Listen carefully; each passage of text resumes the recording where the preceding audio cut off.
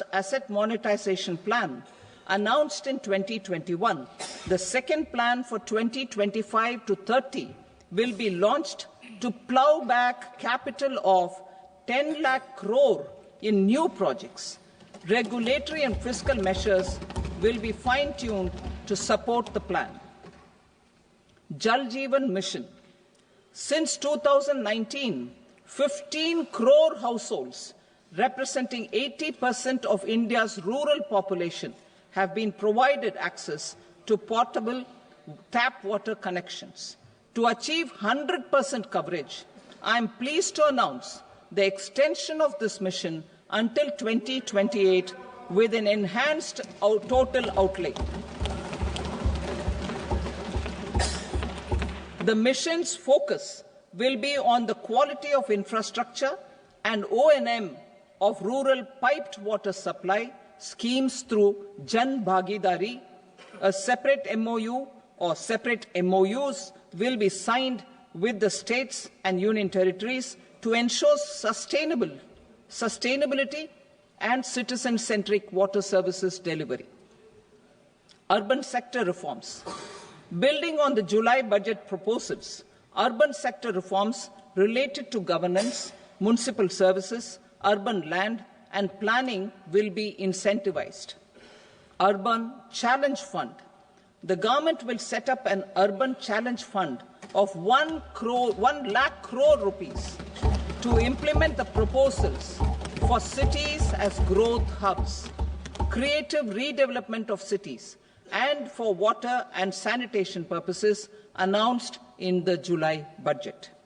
This fund will finance up to 25% of the cost of bankable projects, with a stipulation that at least 50% of the cost is funded from bonds, bank loans, and PPPs.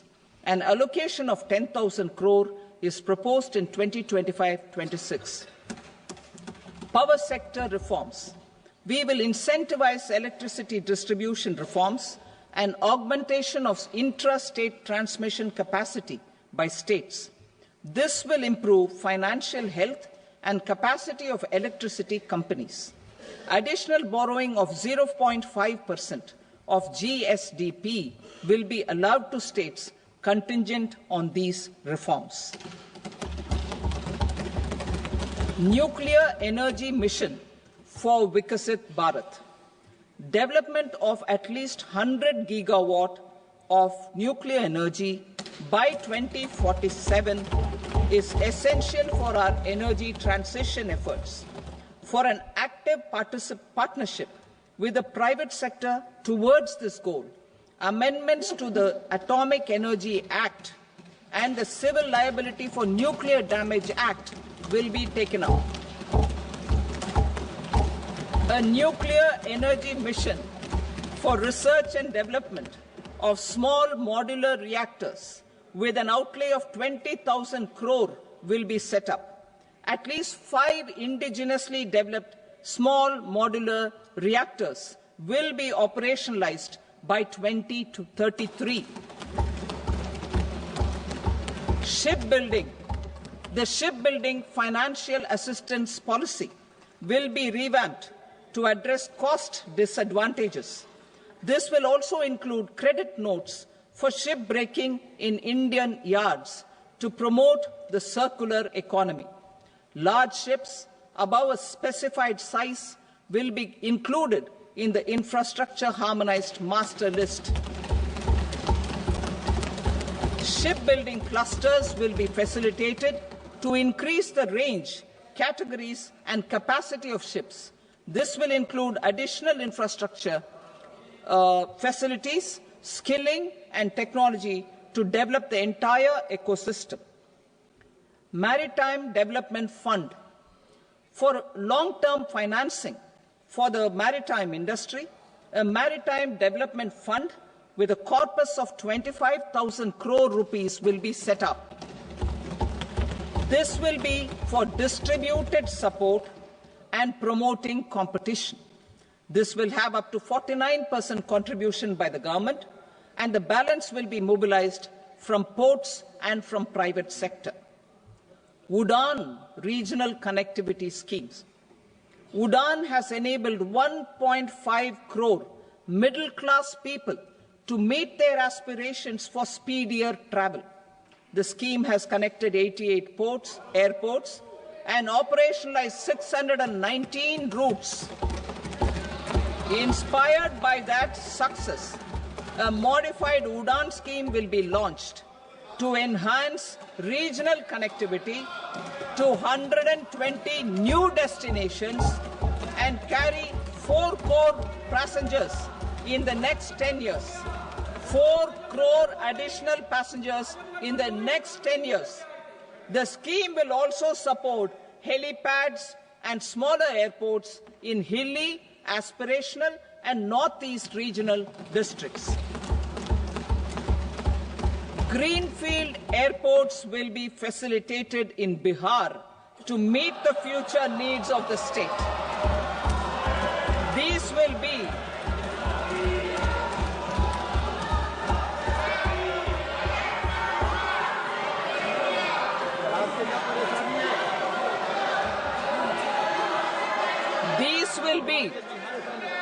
These will be in addition to the expansion of the capacity of Patna Airport and a brownfield airport in Beta. Western Kosi Canal project in Mithilanchal.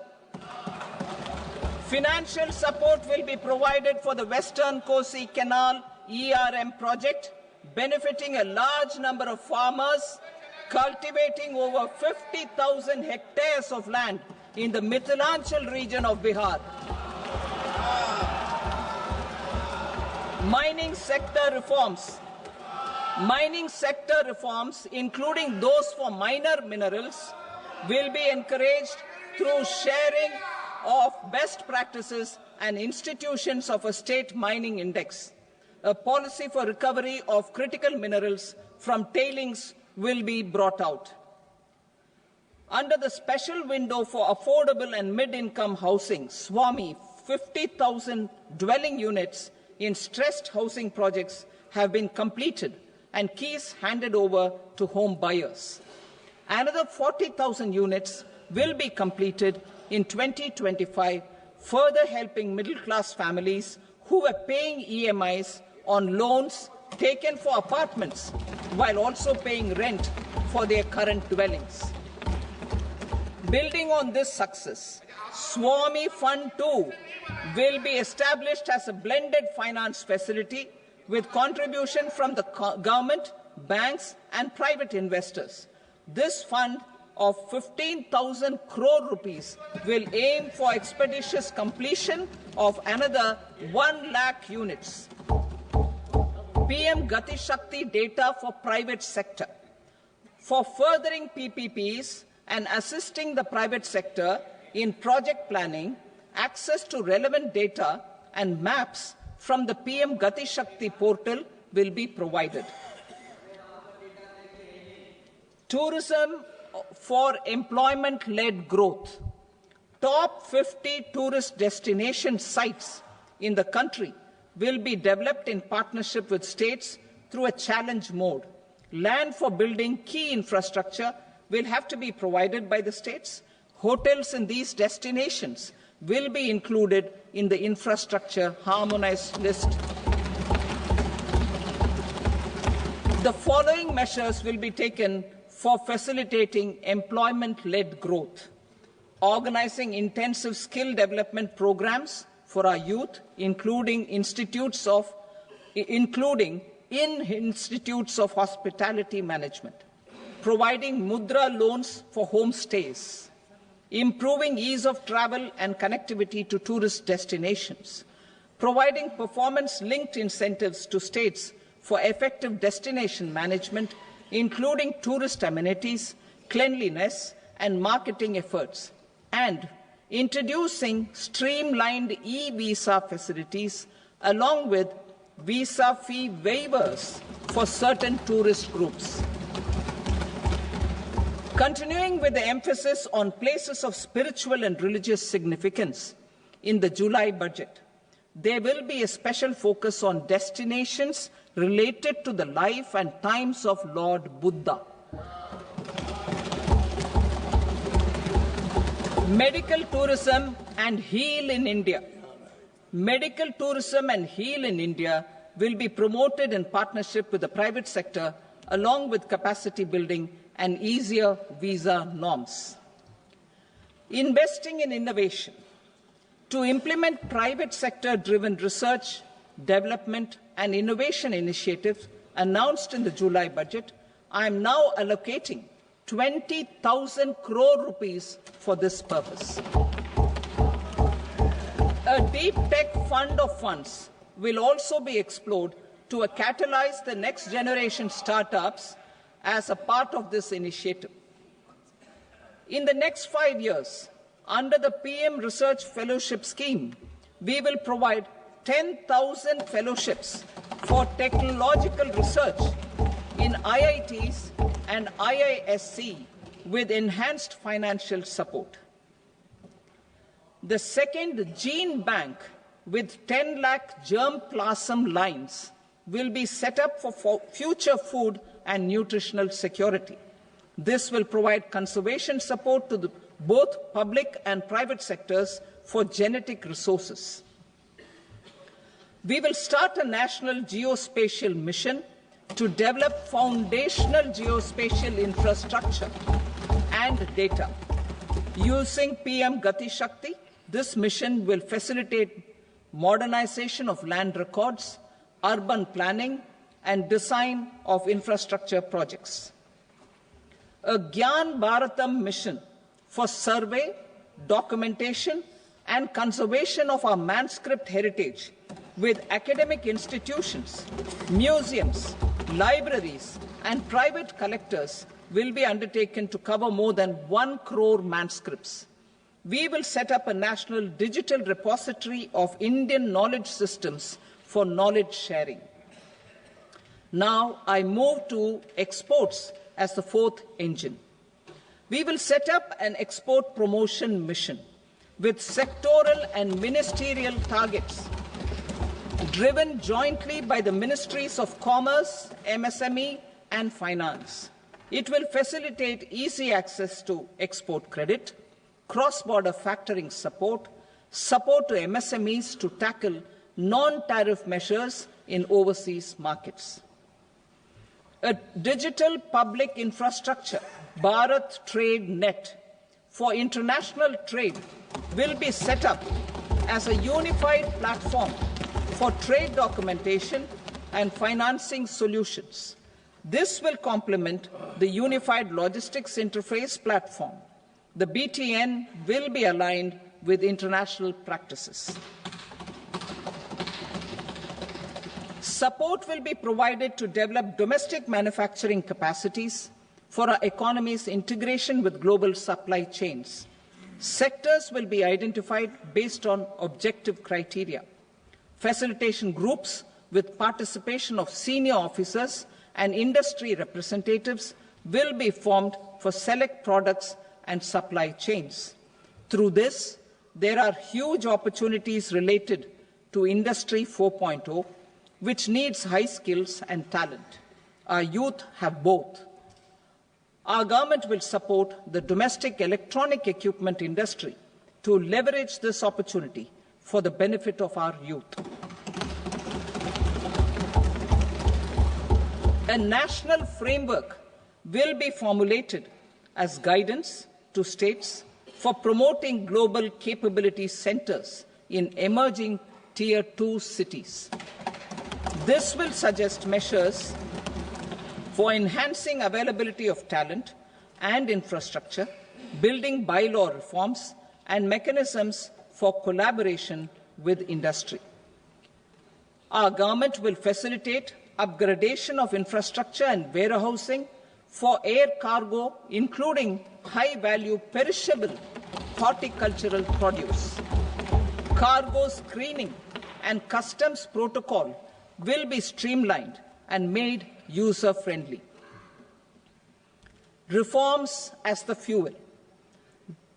Over the past 10 years, our government has implemented several reforms for convenience of taxpayers, such as faceless assessment, 2, taxpayer charter, 3, faster returns, 4, almost 99% returns being on self-assessment, and 5, Vivad Se Vishwas scheme.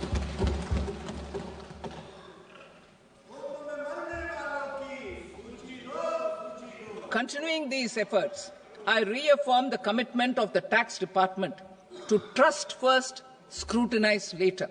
I also propose to introduce the new income tax bill next week. I will detail the indirect tax reforms and changes in direct taxes in Part B. Financial sector reforms. The FDI limit for the insurance sector will be raised from 74 to 100%. This enhanced limit will be available for those companies which invest the entire premium in India. The current guardrails and conditionalities associated with foreign investment will be reviewed and simplified. The services of India Post Payment Bank will be deepened and expanded in rural areas.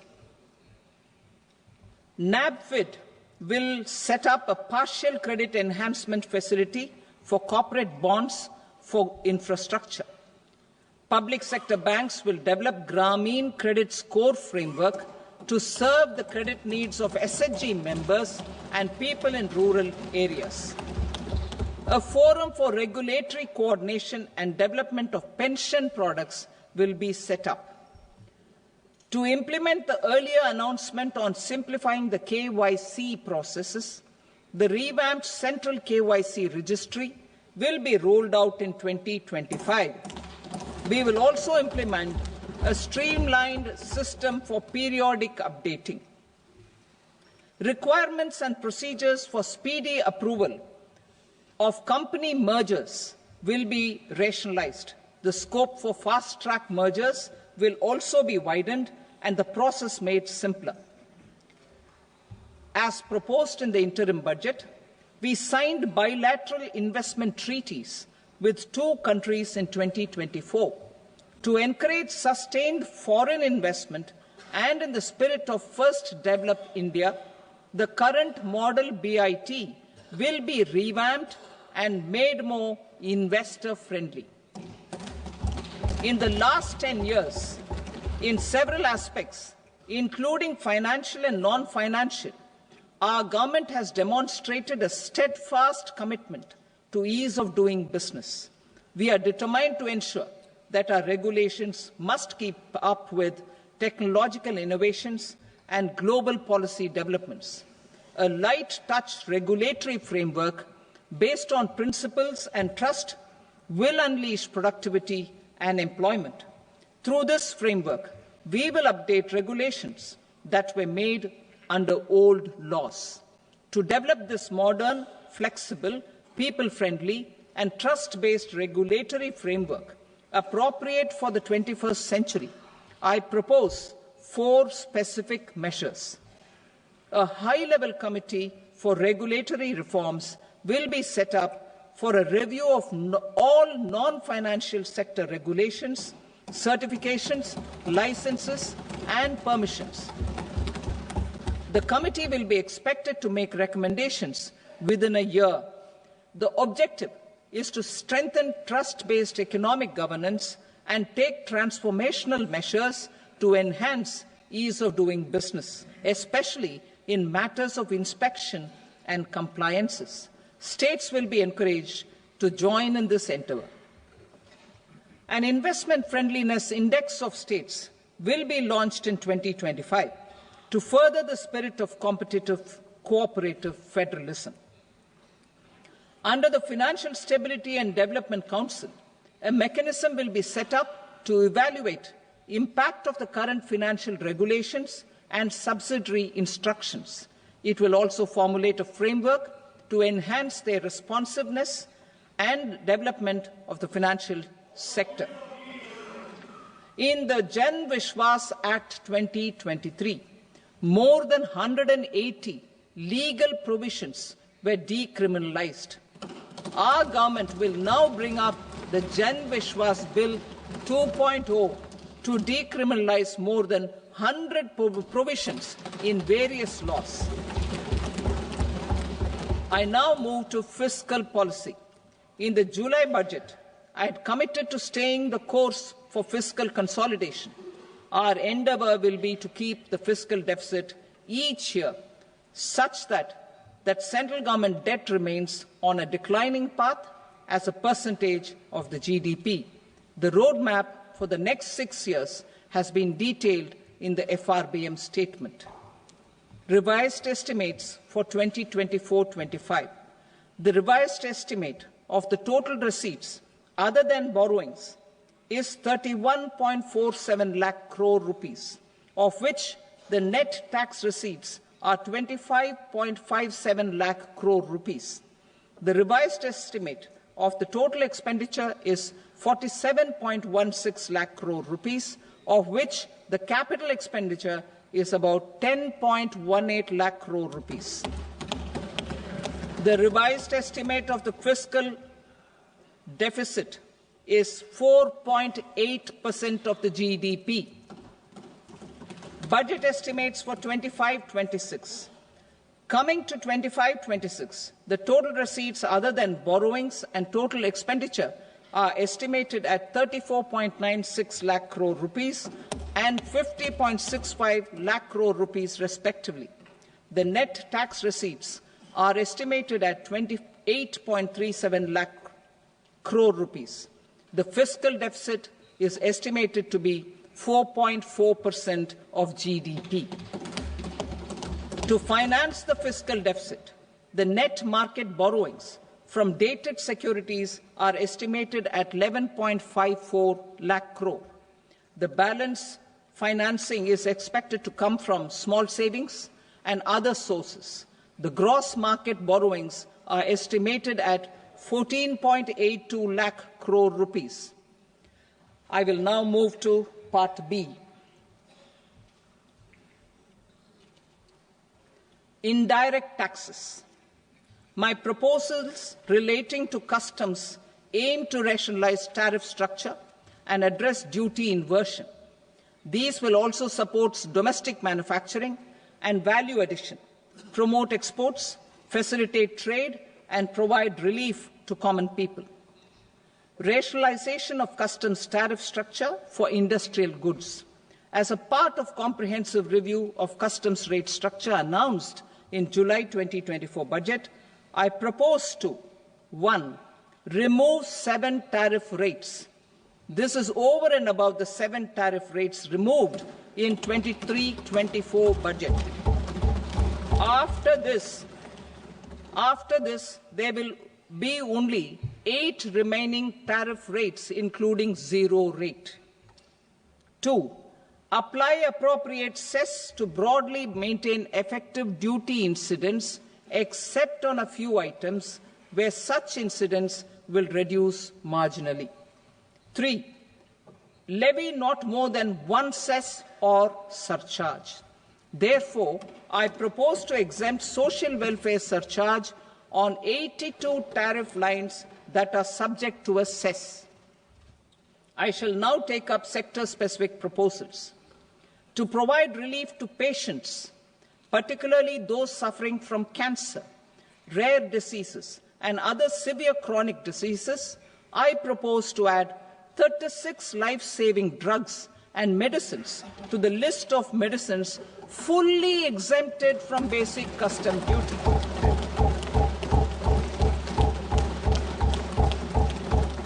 I also propose to add 6 life-saving medicines to the list attracting concessional custom duty of 5%. Full exemption and concessional duty will also respectively apply on the bulk drugs for manufacture of the above. Specified drugs and medicines under patient assistance programs run by the pharmaceutical companies are fully exempt from BCD, provided the medicines are supplied free of cost to the patients. I propose to add 37 more medicines along with 13 new patient assistance programs. Support to domestic manufacturing and value addition. Critical minerals. In the July 2024 budget, I had fully exempted BCD on 25 critical minerals that are not domestically available. I had also reduced BCD of 2 other such minerals to provide a major fillip to their processing, especially by MSMEs. Now, I propose to fully exempt cobalt powder and waste, the scrap of lithium-ion battery, lead, zinc, and 12 more critical minerals. This will help secure their availability for manufacturing in India and promote more jobs for our youth. To promote domestic production of technical textile products such as agro-textiles, medical textiles, and geotextiles at competitive prices, I propose to add 2 more types of shuttle-less looms to the list of fully exempted textile machinery. I also propose to revise the BCD rate on knitted fabrics covered by 9 tariff lines from 10 or 20 to 20% or 115 rupees per kg, whichever is higher. Electronic goods. In line with our Make in India policy and to rectify inverted duty structure, I propose to increase the BCD on interactive flat panel display from 10% to 20% and reduce the BCD to 5% on open cell and other components. In 23-24 budget, for the manufacture of open cells of LCD, LED TVs, I had reduced the BCD on parts of open cells from 5% to 2.5%. To further boost the manufacture of such open cells, the BCD on these parts will now stand exempted. Lithium-ion battery. To the list of exempted capital goods, I propose to add 35 additional capital goods for EV battery manufacturing and 28 additional capital goods for mobile phone battery manufacturing. This will boost domestic manufacture of lithium-ion batteries, both for mobile phones and for electric vehicles. Shipping sector. Considering that shipbuilding has a long gestation period, I propose to continue the exemption of BCD on raw materials, components, consumables, or parts for the manufacture of ships for another 10 years.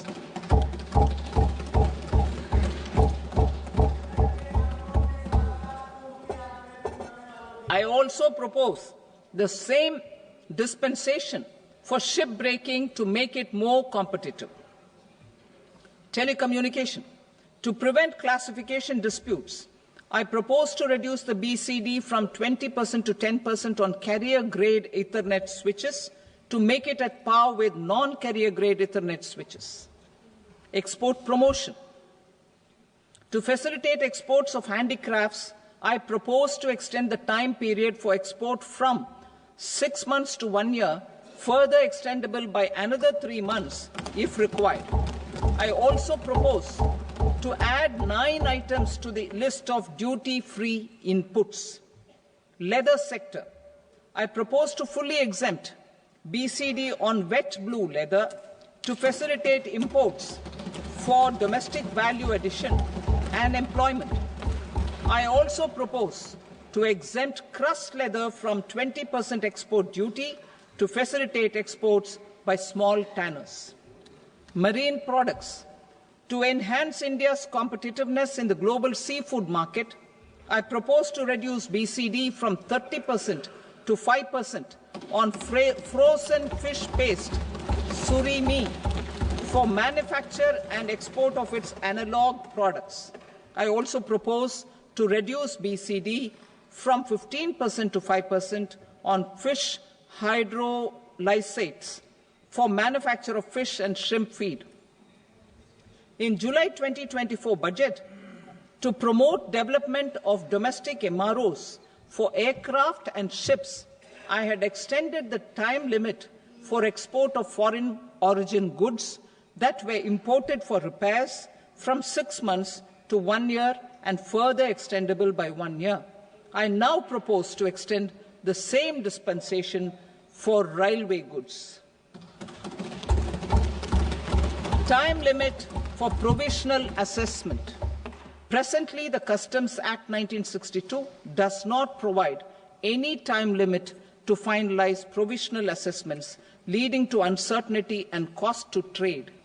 As a measure of promoting ease of doing business, I propose to fix a time limit of 2 years, extendable by a year, for finalizing the provisional assessment. I propose to introduce a new provision that will enable importers or exporters, after clearance of goods, to voluntarily declare material facts and pay duty with interest but without penalty. This will incentivize voluntary compliance. However, this will not apply in cases where department has already initiated audit or investigation proceedings. For industry to better plan their imports, I propose to extend the time limit for the end use of imported inputs in the relevant rules from 6 months to 1 year. This will provide operational flexibility in view of cost and uncertainty of supply. Further, such importers will now have to file only quarterly statements instead of a monthly statement.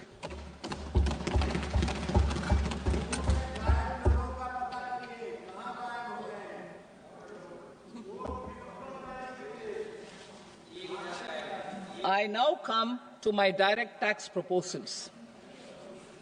In Part A, I have briefly underlined taxation reforms as one of key reforms to realize our vision of Vikasit Bharat. In respect of criminal law, our government had earlier ushered in Bharatiya Nyaya Sanhita, replacing Bharatiya Danda Sanhita.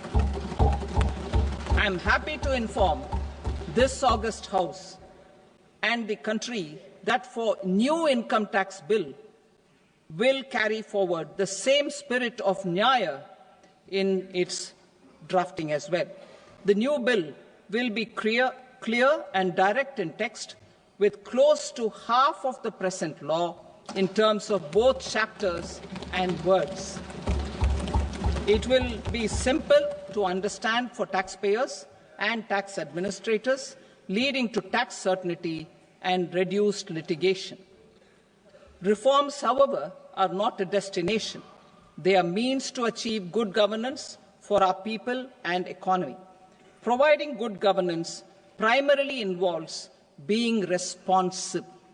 The Tirukkural captures this in verse 542, which reads, "Vaanokki vaazhum ulagallam, mannavan kol nokki vaazhum kudi," meaning, just as the living beings live expecting rains, citizens live expecting good governance. Our government is committed to keeping an ear to the ground and a finger on the pulse and responding while balancing our national building efforts.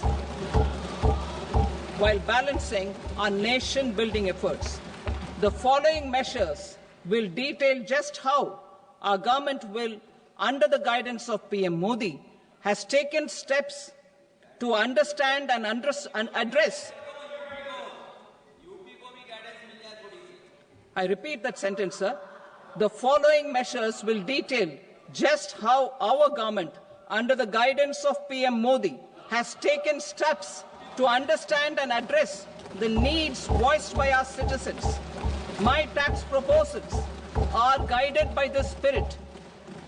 The objectives of my proposals are as follows. Personal income tax reforms with special focus on middle class. Rationalization of TDS and TCS for easing difficulties. Encouraging voluntary compliance. Reducing compliance burden. Ease of doing business. Employment and investment. I will come to my proposal on personal income tax towards the end. TDS and TCS, rationalization for easing difficulties. I propose to rationalize tax deduction at source, TDS, by reducing the number of rates and thresholds above which TDS is deducted. Further, threshold amounts for tax deduction will be increased for better clarity and uniformity. The limit for tax deduction on interest for senior citizens is being doubled from the present 50,000 rupees to 1 lakh rupees. Similarly, the annual limit of 2.40 lakh rupees for TDS on rent is being increased to 6 lakh rupees. This will reduce the number of transactions liable to TDS, thus benefiting small taxpayers receiving small payments. The threshold to collect tax at source, the TCS, on remittances under RBI's liberalized remittance scheme, the LRS, is proposed to be increased from 7 lakh to 10 lakhs. I also propose to remove TCS on remittances for education purposes, where such remittances is out of a loan taken from a specified financial institution. Both TDS and TCS are being applied on any transaction related to sale of goods. To prevent such compliance difficulties, I propose to omit the TCS. I also propose that the provisions of the higher TDS deduction will now apply only in non-PAN cases. In July 2024, the delay for payment of TDS up to the due date of filing statement was decriminalized. I propose to provide the same relaxation to TCS provisions as well. The government under the leadership of Prime Minister Modi believes in Sabka Saath, Sabka Vikas, Sabka Vishwas and Sabka Prayas. In line with this, we brought in updated return facility in 2022 for voluntary compliance by taxpayers who had omitted to report their correct income. Our trust in taxpayers was proved right. Nearly 90 lakh taxpayers voluntarily updated their incomes by paying additional tax. Taking this trust further, I now propose to extend the time limit to file updated returns for any assessment year from the current limit of 2 years to 4 years. I propose to reduce the compliance burden for small charitable trusts and institutions by increasing their period of registration from 5 years to 10 years. It is also proposed that disproportionate consequences do not arise for minor defaults such as incomplete applications filed by charitable entities. Presently, taxpayers can claim the annual value of self-occupied properties as nil only on the fulfillment of certain conditions. Considering the difficulties faced by taxpayers, it is proposed to allow the benefit of 2 such self-occupied properties without any condition. To streamline the process of transfer pricing and to provide an alternative to yearly examination, I propose to introduce a scheme for determining arm's length price of international transaction for a block period of 3 years. This will be in line with global best practices. With a view to reduce litigation and provide certainty in international taxation, the scope of safe harbor rules is being expanded. A number of senior and very senior citizens have very old national savings schemes accounts. As interest is no longer payable on such accounts, I propose to exempt withdrawals made from NSS by individuals on or after 29th August 2024. I am also proposing to allow similar treatment to NPS Vatsalya accounts as is available to normal NPS accounts subject to overall limits. In my speech in July 2024, I had promised that all processes, including giving effect to appellate orders, shall be digitalized and made paperless over the next 2 years. So I'm happy to announce that digitalization is being made operational now. In July 2024, we brought in the Vivad Se Vishwas scheme to resolve income tax disputes pending in appeal. The scheme has received a great response, with nearly 33,000 taxpayers having availed of the scheme to settle their disputes. I have a few proposals to promote investment and employment. It is proposed to provide a presumptive taxation regime for non-residents who provide services to a resident company that is establishing or operating an electronics manufacturing facility. I further propose to introduce a safe harbor for tax certainty for non-residents who store components for supply to specified electronics manufacturing units.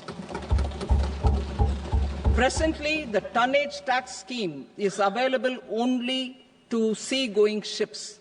The benefits of existing tonnage tax scheme are proposed to be extended to inland vessels registered under the Indian Vessels Act 2021 to promote inland water transport in the country. Extension for incorporation of startups. We continue to support the Indian startup ecosystem. I propose to extend the period of incorporation by 5 years to allow the benefit available to startups which are incorporated before 1/4/2030. In order to attract and promote additional activities in the IFSC, I am inter alia proposing specific benefits to ship leasing units, insurance offices, and treasury centers of global companies which are set up in IFSC. Further, to claim benefits, the cut-off date for commencement in IFSC has also been extended by 5 years to 31/3/2030. Category 1 and Category 2 AIFs are undertaking investments in infrastructure and other such sectors. I propose to provide certainty of taxation to these entities on the gains from securities, to promote funding from sovereign wealth funds and pension funds to the infrastructure sector. I propose to extend the date of making an investment by 5 more years up to 31st March 2030.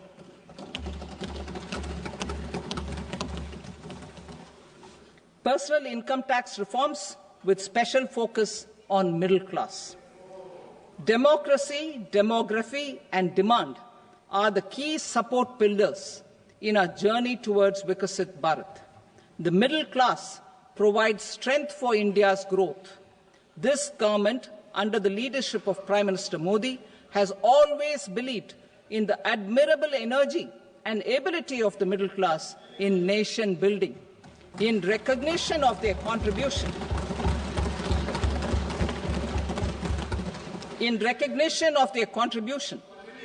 we have periodically reduced their tax burden. Right after 2014, the nil tax slab was raised to 2.5 lakhs of rupees, which was further raised to 5 lakh rupees in 2019 and to 7 lakh rupees in 2023. This is reflective of our government's trust on the middle-class taxpayers. I am now happy to announce that there will be no income tax payable up to income of 12 lakh rupees.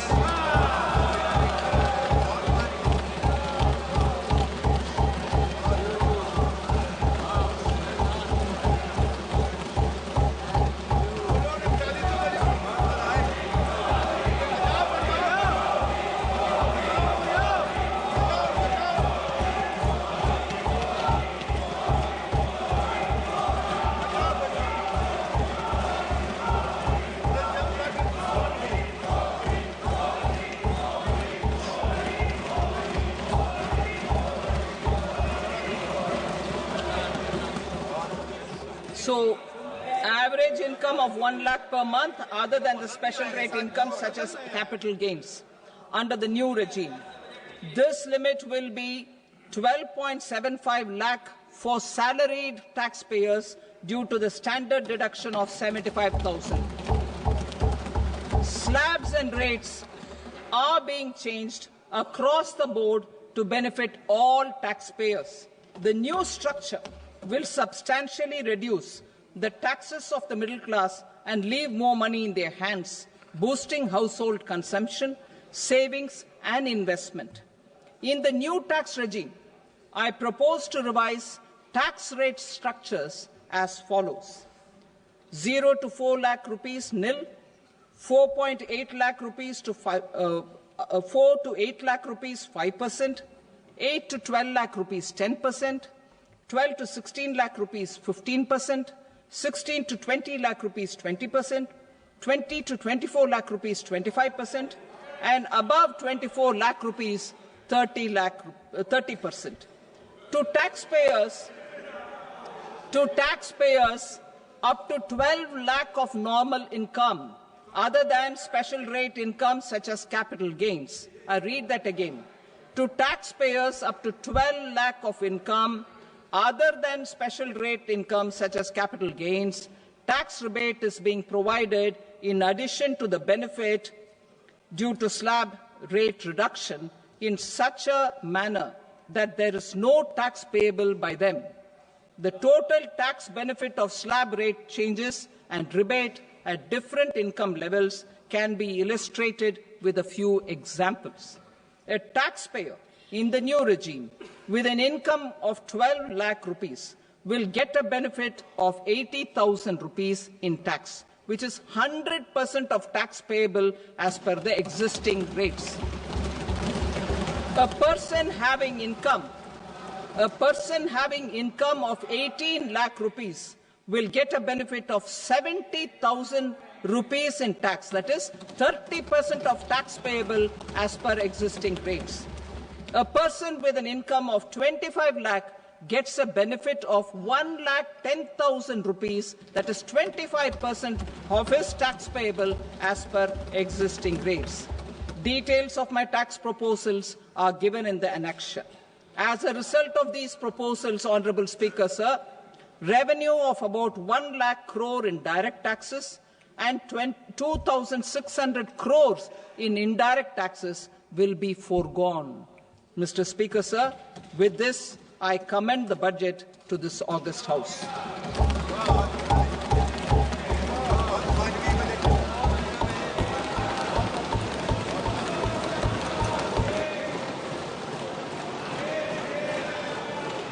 Item number 2, Srimati Nirmala Sitharaman. Sir, with your permission, I rise to lay on the table the following statements under Section 3(1) of the Fiscal Responsibility and Budget Management Act 2003. Medium-term fiscal policy cum fiscal policy strategy statement and macroeconomic framework statement. Item number 3, Srimati Nirmala Sitharaman.